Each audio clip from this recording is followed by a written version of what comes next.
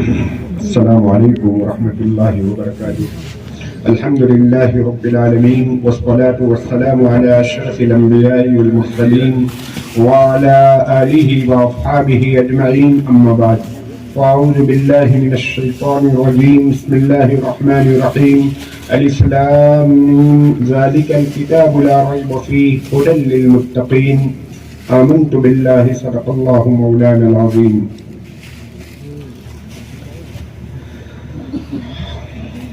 اللہ رب کریم کے کروڑوں احسان ہے کہ اللہ پاک نے ایسی روحانی سبحانی اور معرفتی مجلس میں اللہ پاک نے جمع ہونے کی توفیق عطا فرمائی۔ دل ماننے کو تیار نہیں ہے کہ ہم بیداری کی حالت میں اس مجلس میں بیٹھے ہوئے ہیں یا یہ کوئی خواب ہے۔ یادوں کی بارات معلوم ہوتی ہے، کیسا روحانی اجلاس ہے، نگاہیں ہٹتی نہیں ہے، مجمع پرسکون، کتنے حفاظ، کتنے علماء، کتنے قراء اور کتنے اکابر علماء، اور کیسے کیسے تہجد گزار، سب کے سروں کے اوپر ٹوپیاں اور تاج چمکتے ہیں۔ اللہ پاک سب کو آباد رکھیں، شاداب رکھیں، اور سب کی نسلوں میں قیامت تک اللہ پاک علماء ربانیین اور حفاظ اور قراء اور مفتیان کرام کی فوج کو اللہ پاک پیدا فرماتے رہیں۔ میں نے جو آیت شریفہ پڑھی ہے اس میں قرآن مجید نے اپنا تعارف اور اپنا موضوع اور اپنا سبجیکٹ نقل کیا ہے۔ قرآن مجید نے اپنا تعارف کرایا دو جملوں میں کہ قرآن مجید لا ریب فیہ، اس میں کوئی شک نہیں، شبہ نہیں۔ قرآن مجید کی بات قطعی ہے، یقینی ہے۔ قرآن مجید سے بڑھ کر دنیا میں کوئی علم نہیں، علم کی انتہا ہے۔ جیسے معراج ٹیکنالوجی کی انتہا ہے، اللہ پاک نے معراج میں اپنے حبیب پاک کے لیے جو سواریاں اور جو انتظامات فرمائے تھے وہ ٹیکنالوجی کی انتہا ہے۔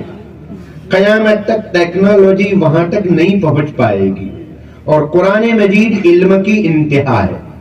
قرآن مجید کی بہت سی صفات ہے۔ قرآن مجید کتاب رحمت بھی ہے، کتاب برکت بھی ہے، کتاب ہدایت ہے، کتاب شفا ہے۔ ان میں سب سے بڑی صفت قرآن مجید کی کتاب ہدایت ہے۔ اسی قرآن مجید کی صفت ہدایت کی بنیاد پر دنیا میں آج قرآن مجید اور اسلام تیزی سے پھیل رہا ہے۔ پوری دنیا اپنی مذہبی کتابوں سے رشتہ ناطہ توڑ چکی ہے۔ پوری دنیا اپنے مذہبی کتابوں سے رشتہ ناطہ توڑ چکی ہے۔ دنیا میں ایک فقط مسلمان ہے جو آج بھی قرآن مجید سے، اسلام سے، حلال و حرام سے، جائز اور ناجائز سے تعلق رکھے ہوئے ہیں اور اس کا تذکرہ کر رہے ہیں۔ بازار میں ہو، سیاست کی کرسی کے اوپر ہو، تخت شاہی پر ہو، کہیں بھی ہو، خلوت میں ہو، جلوت میں ہو، وہ جگہ جگہ موقع بہ موقع یہ تذکرہ کرتا ہے کہ یہ حلال ہے، یہ حرام ہے، یہ جائز ہے، یہ ناجائز ہے، اس سے اللہ رسول خوش ہوتے ہیں، اس سے اللہ رسول ناراض ہوتے ہیں۔ یہ ایک بہت بڑی صفت ہے۔ یہ دنیا کو یہ چیز کھلتی ہے۔ ایک جگہ اگر سب کے سب لوگ بے لباس ہو، برہنہ اور ننگے ہوں، وہاں کوئی آدمی لباس پہن کر آ جائے تو وہ جو لوگ ننگے ہوں گے، بے لباس ہوں گے، ان کو غصہ آئے گا، شرم نہیں آئے گی، غصہ آئے گا کہ یہ کیسا آدمی ہے، یہاں لباس پہن کر کیوں آ گیا۔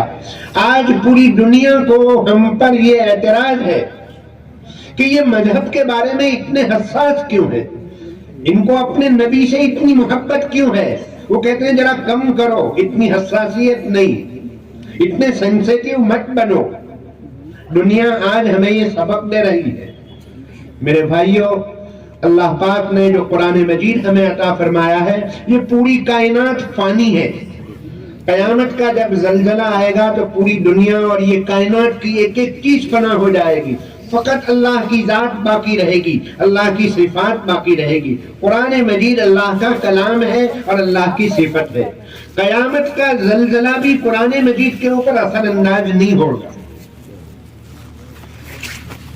قیامت آنے سے پہلے اللہ پاک قرآن مجید کے نقوش کو، حروف کو، اس کے لیٹر کو اٹھا لیں گے، پھر کاغذ کے اوپر قیامت طاری ہوگی۔ قرآن مجید کے اوپر اللہ کے کلام پر قیامت طاری نہیں ہوگی، اس پر فنا طاری نہیں ہوگی۔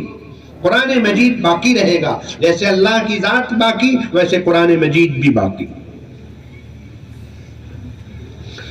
قرآن مجید کیا چیز ہے؟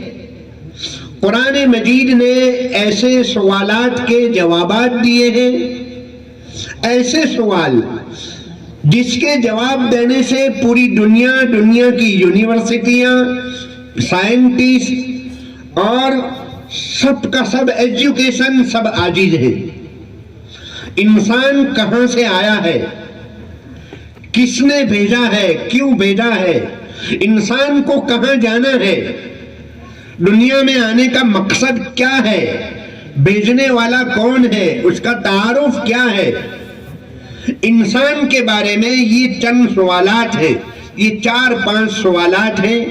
امریکہ کی یونیورسٹیاں بھی عاجز ہیں، انگلینڈ کی ماسکو کے پروفیسر، یہ سب کے سب لوگ عاجز ہیں۔ کسی کے پاس اس کا جواب نہیں کہ یہ دنیا کب وجود میں آئی، کیسے وجود میں آئی، دنیا کو اللہ پاک نے انسان کو کیوں دنیا میں بھیجا ہے اور کہاں جانا ہے، ابتدا کیا ہے، انتہا کیا ہے، مقصد حیات کیا ہے۔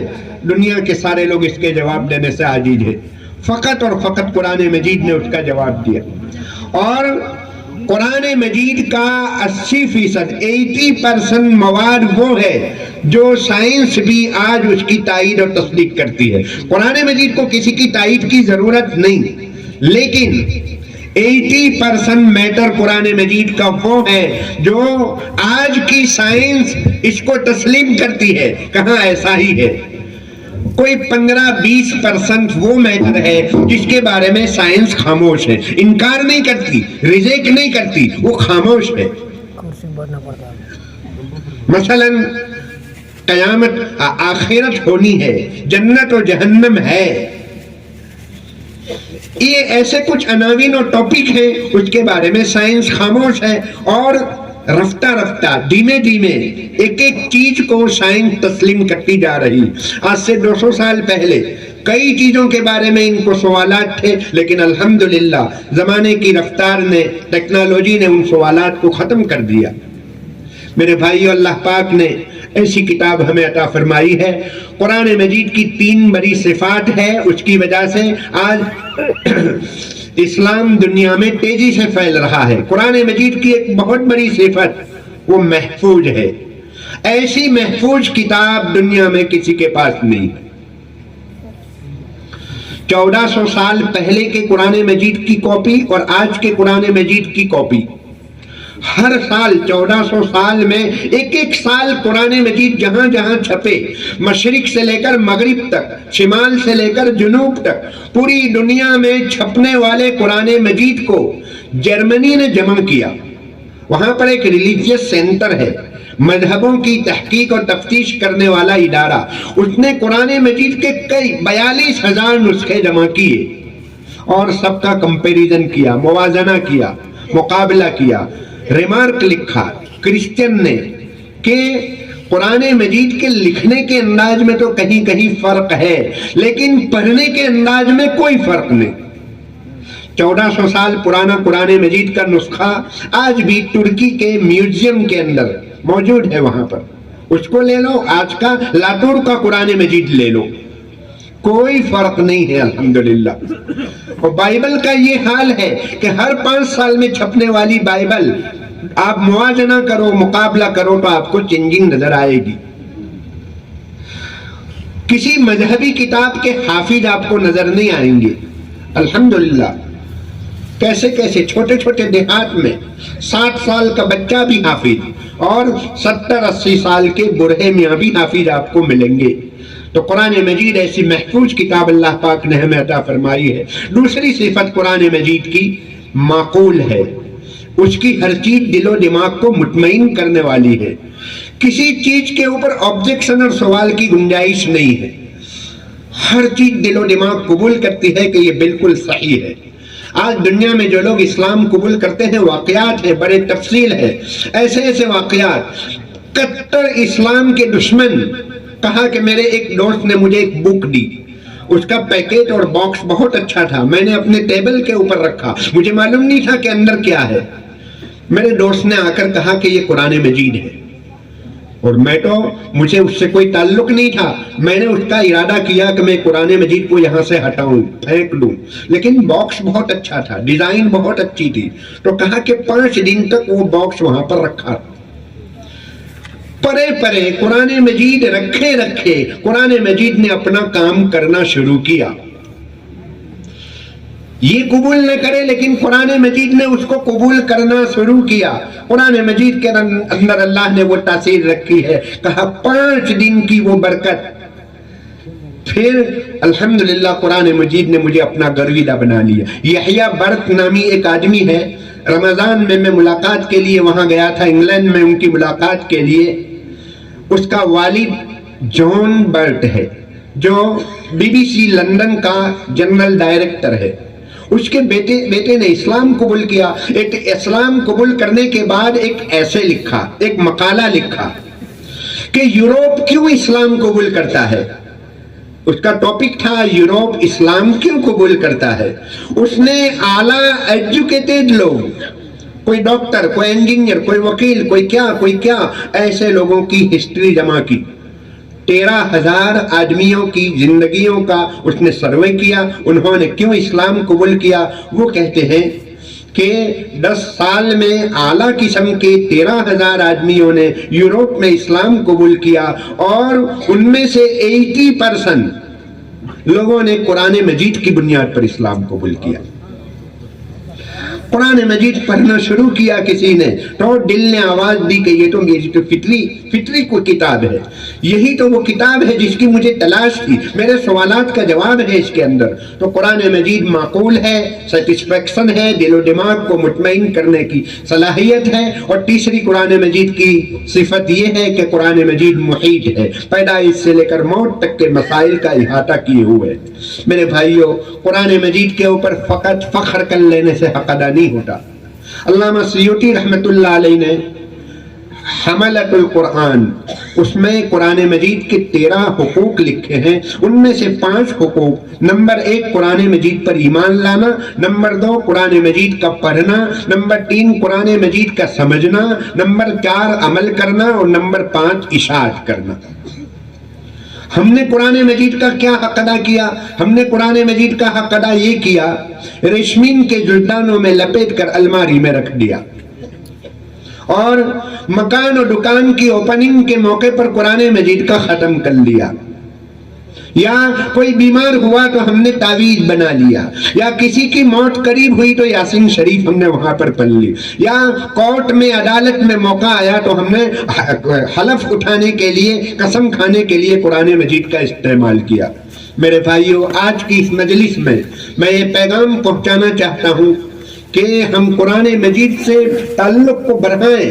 قرآن مجید تعلق کی کتاب ہے، ریلیشن کی کتاب ہے، یہ فقط برکت کی کتاب نہیں، میوزیم کی کتاب نہیں ہے۔ قرآن مجید کو پڑھو، صبح ہی صبح قرآن مجید پڑھنے کی عادت معمول بناؤ، ایک پارہ قرآن مجید پڑھنے کا معمول بناؤ، ایک نہیں تو آدھا پارہ نہیں تو پاؤ پارے سے تو کوئی آدمی خالی نہیں ہونا چاہیے۔ عربوں کو دیکھا، جماعت کھڑی ہونے میں 2-3 منٹ باقی ہوتی ہے، لیکن بڑی عمر کا آدمی قرآن مجید لیتا ہے اور 1 صفحہ پڑھتا ہے، پھر جماعت کھڑی ہو جاتی ہے۔ اور ہمارا یہ حال ہے، 10 منٹ 12 منٹ باقی ہوتی ہے، لیکن قرآن مجید پڑھنے کی توفیق نہیں ہوتی ہے۔ میں اپنے یہاں کا حال بیان کرتا ہوں، اللہ کرے کہ یہاں کا حال ایسا نہ ہو۔ تو قرآن مجید کے تعلق کو بڑھاؤ، قرآن مجید کی تلاوت کو بڑھاؤ، گھروں میں ماں بہنوں کو بھی नाश्ता चाय पानी बाद में, पहले कुरान मजीद की तिलावत, फिर देखिए कैसी बरकतें होती है, कारोबार में कैसी बरकतें होती है। कुरान मजीद के निजाम को जारी करो, शादी ब्याह में, मौत मय्यत में, कारोबार में, मुलाजमत में, हर जगह कुरान मजीद के निजाम को और सिस्टम को जारी करो। अगर आज हमारा दूध बेचने वाला इस्माइल भाई अगर दूध में मिलावट न करे तो इनका 71 आदमी 5 किलोमीटर पैदल चलकर आपके घर आएगा, दुकान आएगा, दूध खरीदेगा। अगर हमारा दर्जी कपड़े की चोरी न करे तो ये 2 किलोमीटर चलकर आएंगे आपके वहां। तो कुरान मजीद के निजाम को, अमानतदारी को, सदाकत को, सच्चाई को हम नाफिज करें। अल्लाह तबारक ताला हमें कुरान मजीद की तिलावत से भी माला माल फरमाए। कुरान मजीद की तफसीर को मस्जिदों में आम करने की जरूरत है। दुरूस कुरान, दरस कुरान, तफसीर कुरान मस्जिदों में आम करने की जरूरत है। इसलिए कि उम्मत मीडिया के साथ लगी हुई है। मीडिया पढ़ेंगे, उसको सुनेंगे तो मीडिया ही जहन बनेगा। कुरान मजीद को पढ़ेंगे, दरस कुरान को सुनेंगे तो इंशाअल्लाह कुरानी जहन बनेगा। अल्लाह पाक हम सबको अमल की तौफीक अता फरमाए। और मैं इन्हीं कलिमात के साथ हमारे इन रुफ़क़ा को मुबारकबाद पेश करता हूँ। हम लोग हैरान हैं, अल्लाह पाक ने हमें ऐसी ज़मीन के ऊपर पहुँचाया, ऐसे इदारे अल्लाह पाक ने यहाँ पर कायम करवाए हैं। अल्लाह पाक इन हजरात की उम्रों में बरकत अता फरमाए। हैरान है एक जी छोटी उम्र के लोग कैसा काम करते हैं। दिल कबूल करने तैयार नहीं है कि ये इन हजरात ने ये काम अल्लाह पाक ने इन लोगों के हाथों से लिया है। अल्लाह पाक इनकी उम्रों में बरकत अता फरमाए, कबूल फरमाए।